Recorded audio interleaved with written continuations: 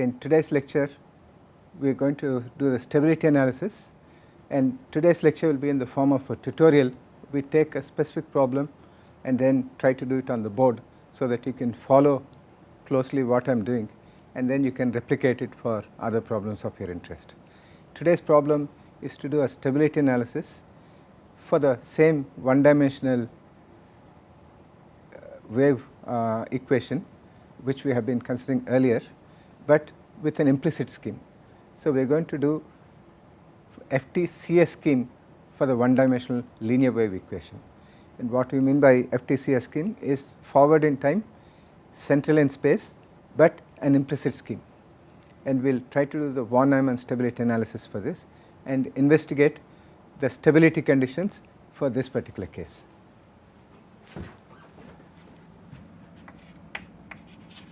So, it is a tutorial on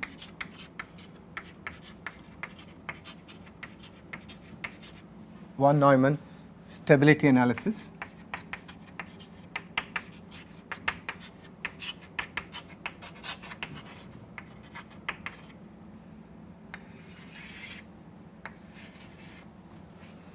The equation that we take is dou u by dou t plus a dou u by dou x equal to 0.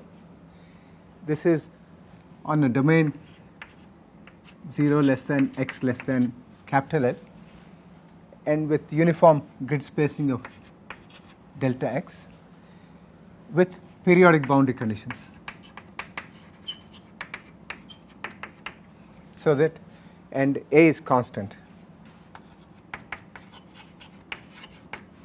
Therefore, we have a linear equation with periodic boundary conditions, uniform grid spacing, and a one-dimensional form.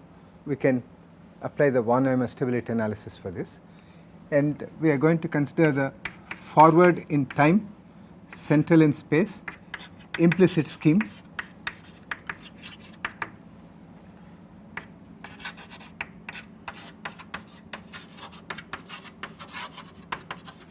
Discretization, so that we can write this as ui n plus 1 minus ui n by delta t is the forward discretization, forward differencing for the time derivative, plus a time central in space. So, this will be u I plus 1 minus u I minus 1 by 2 delta x. Since it is implicit, the space derivative is evaluated at n plus 1, and this is equal to 0. So, this is our discretization scheme, and we can also write this as, we can take this delta t this side and get an explicit formula for this. So, when we have a scheme like this and we want to investigate the stability using the von Neumann stability analysis, we consider D to be the exact solution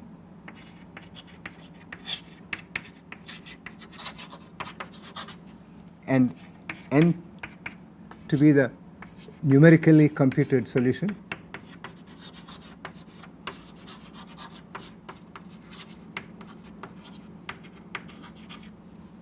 and epsilon to be the error. Okay, and each of these is a function of both x and t, because we have this u here is a function of x and t.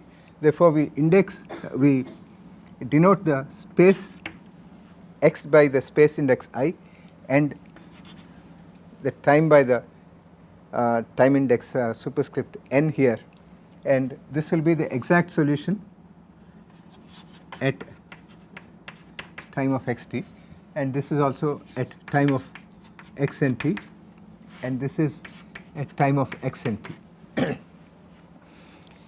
And as the solution progresses, d also changes, din is changing and nin is changing and epsilon in is changing, and we say that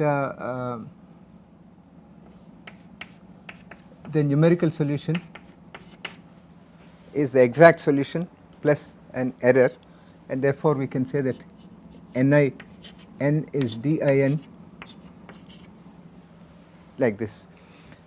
And what this means is that we have an exact solution plus an error which is changing at a particular location with time, because as n changes, it changes. And if the scheme is such that this error can accumulate, then if we run enough number of these time steps, the accumulated error may become much bigger than this, so as to give us an computed solution n which does not look like d. As long as epsilon is very small, n will be almost equal to d. Okay. If epsilon is growing, then after certain number of time steps, epsilon will become large. It will become so large that n will be more like error than like d, and that is what we would like to avoid. So we would like to see under what conditions the error will grow and eventually take us to a situation where this error dominates the exact solution, and therefore the computed solution is no longer like the exact solution. So this is the stability idea, and we are going to define an amplification factor which is error at a particular spatial location at n plus 1 time divided by error at the same spatial location at n. And if the amplitude of this, if mod g is less than 1, then we can say that error will not grow. Okay. If it is greater than 1, we have possibility of the error increasing with time in magnitude, and therefore overwhelming the exact solution to give rise to a computed solution which is no longer like the exact solution. So for g, mod of g less than 1, we have stability, and mod of g is greater than 1, we have instability, and that is what we should be avoiding. So under what conditions is this particular scheme stable is the situation that we would like to evaluate. And for that, for a linear initial value problem with periodic boundary conditions, we can make use of the Neumann bound analysis, wherein we decompose the error at x of t into a sum of Fourier components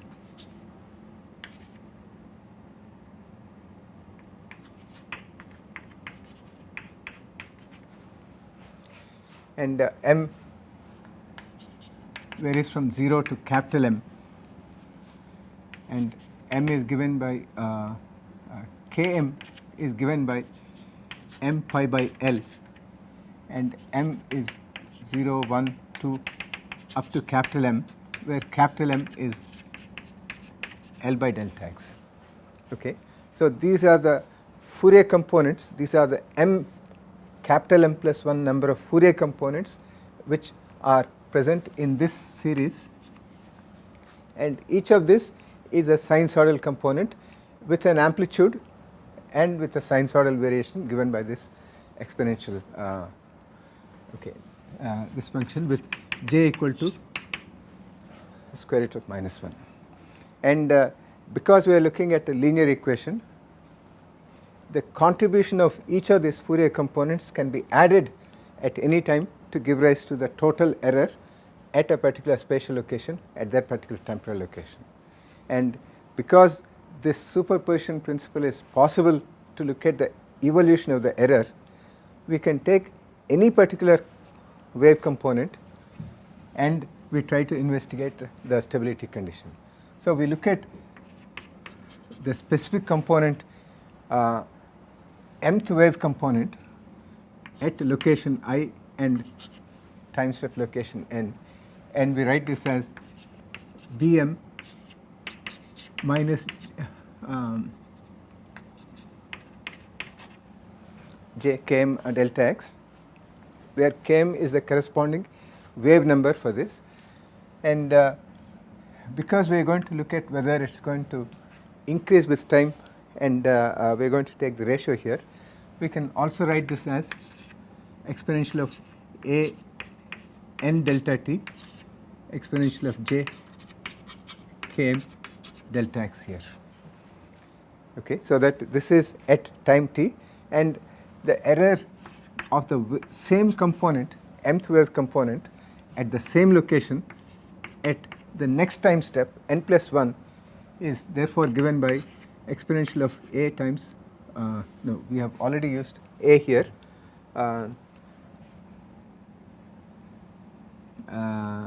Let's change this, it's easier, as u naught. In a way, it's a linearized convection term. So we can retain this n plus 1 times delta t j km delta x here. And the ratio between the two is essentially for the mth wave component n plus 1 divided by the same component at the same location but at nth time is now given by exponential of a delta t. And therefore, if a is positive, then this is going to be a positive quantity, and if it is greater than 1 in magnitude, then it's going to give rise to instability. So we take this particular wave component and then we substitute that in our formula here, starting with this, and we can call this as equation 1, and the numerical value that we get here is obtained from this. So we can say that equation 1 is satisfied so as to give rise to ni n plus 1 minus ni n divided by delta t plus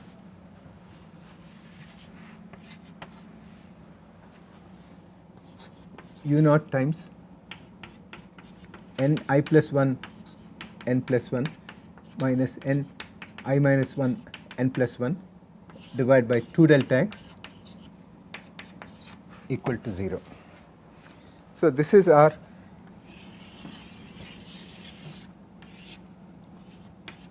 second equation, and we also know that din is an exact solution, and we can also say that din plus 1 minus din divided by delta t plus u naught times di plus 1 n plus 1 minus di minus 1 n plus 1 by 2 delta x equal to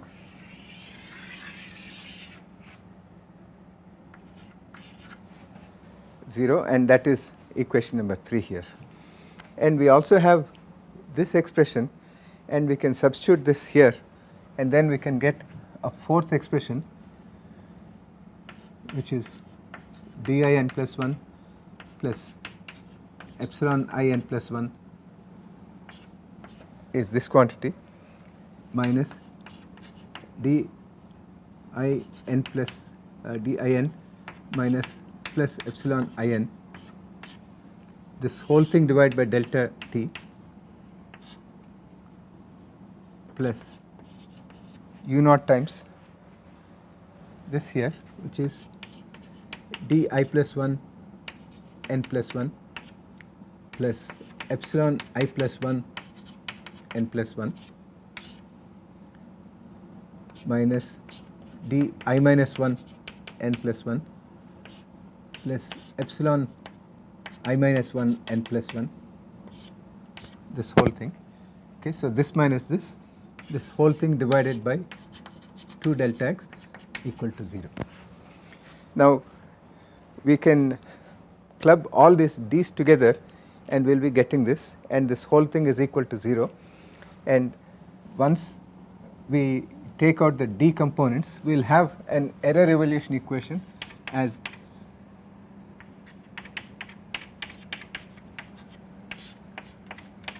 epsilon I n plus 1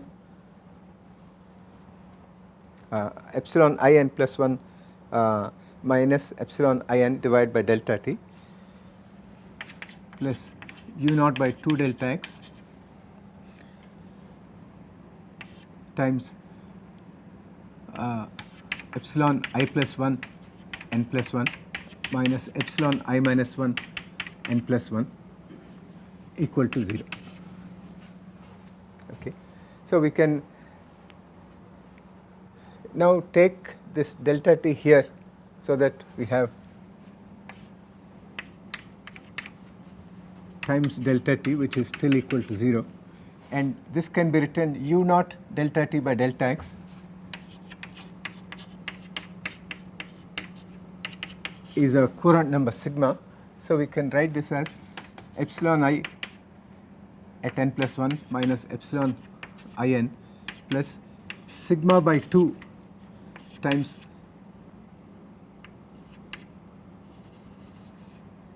epsilon I plus 1 n plus 1 minus epsilon I minus 1 n plus 1 equal to 0.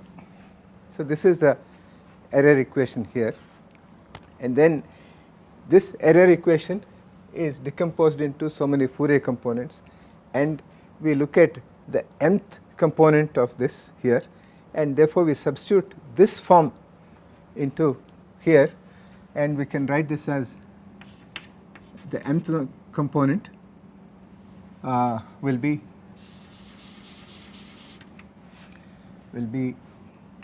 exponential of a n plus 1 delta t exponential of j km I delta x. I think here I forgot to put I throughout because this is at x. So, this should be I times delta x. Okay. So, this is this term minus exponential of a n delta t exponential of j km I delta x plus sigma by 2 times exponential of a n plus 1 times delta t exponential of j km times I plus 1 delta x minus exponential of a n plus 1 delta t exponential of j km I minus 1 delta x. So, this whole thing is equal to 0. So, this each of this term, this whole equation is now divided by this term. Okay, so that we have, if we divide by this, we get a delta t, because this and this will cancel out, and the n part will cancel out with this, and we get exponential of a delta t minus 1 plus sigma by 2 here, and here a n delta t again will cancel out here, leaving this exponential of a delta t, and similarly here exponential of a delta t will be there. So, we can write this as exponential of a delta t times, here in this km I delta x cancel out, we will have e j km delta x minus, here again this is already considered, and I delta x will cancel out, and we will have minus j km delta x with the minus sign, and this whole thing is equal to 0. Okay, so, we have now this equation is just a simplification of this, in which we have substituted the mth wave component in the error propagation equation here, and divided by this quantity in order to get g, because this is precisely what our amplification factor is, because this is epsilon I n plus 1 by epsilon I n, and that gives us this So this is our G here. Okay, so we can write this as G minus 1 plus sigma by 2. This is again G times E j phi minus E minus j phi equal to 0, where phi is equal to km delta x. And as we have mentioned earlier, as km changes, as the wave number changes, this phi will take values from 0 to pi. Okay. So in that sense, we can virtually take this phi to be a continuous function from 0 to pi, even though it has a discrete values. So as delta x tends to smaller and smaller values, capital M becomes larger and larger.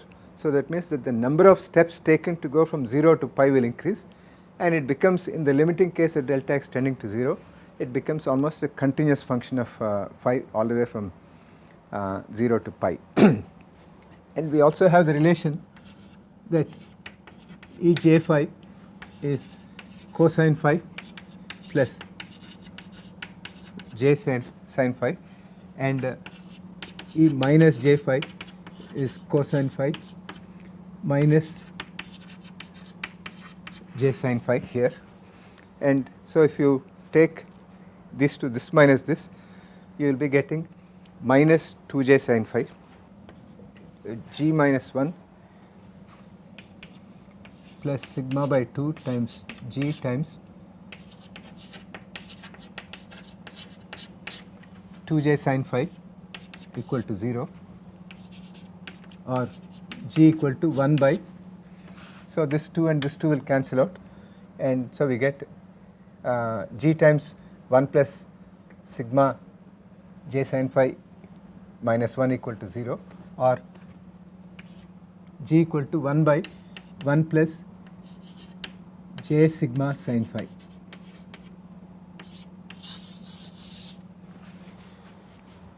This is our amplification factor. Okay. So now we have to investigate the conditions of under which G is going to be greater than 1. So we have G equal to 1 by 1 plus j sigma sin phi, and we can multiply and divide by 1 minus j sigma sin phi,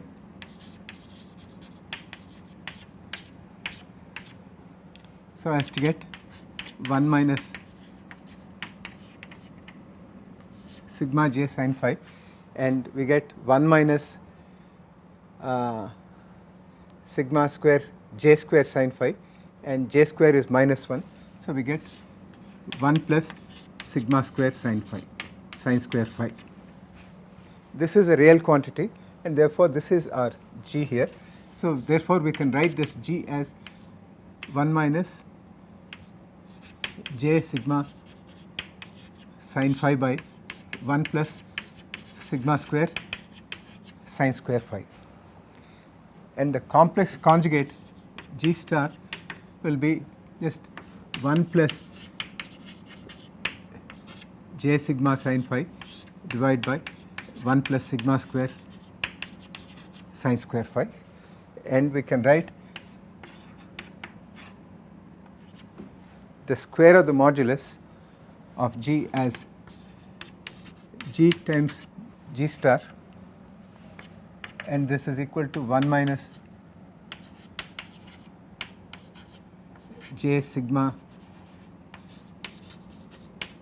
sin phi times 1 plus j sigma sin phi divided by 1 plus sigma square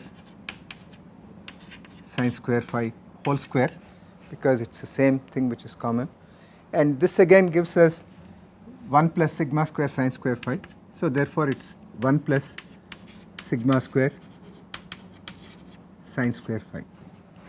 Okay, so this is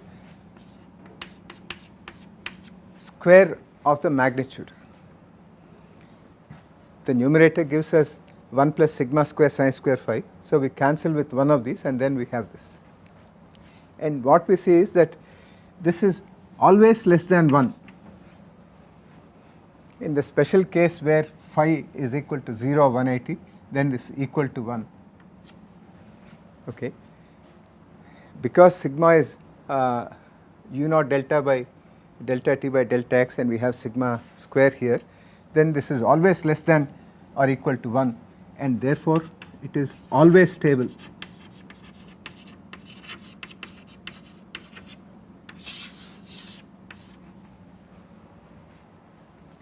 This is in contrast to the FTCS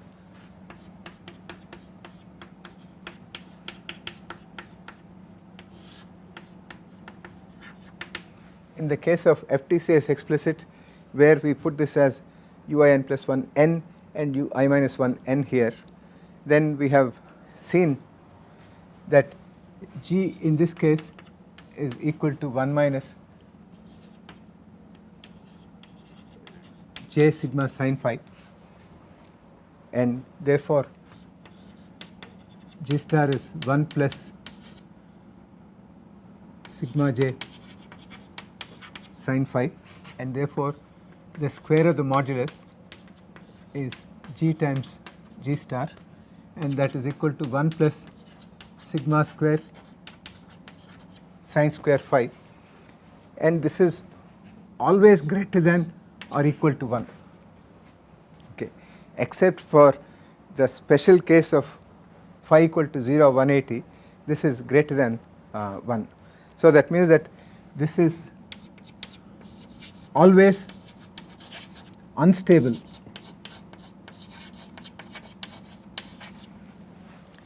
So, the same FTCS explicit version is always unstable, but the implicit version is always stable, and this is something that we get usually when we go from stability from a stability point of view from explicit method to implicit method. There are explicit methods which are unconditionally stable, just like this FTCS implicit, and there are explicit methods which are unconditionally unstable, like this one here. But usually when an explicit method is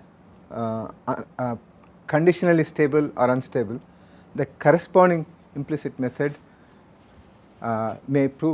is very likely to be to prove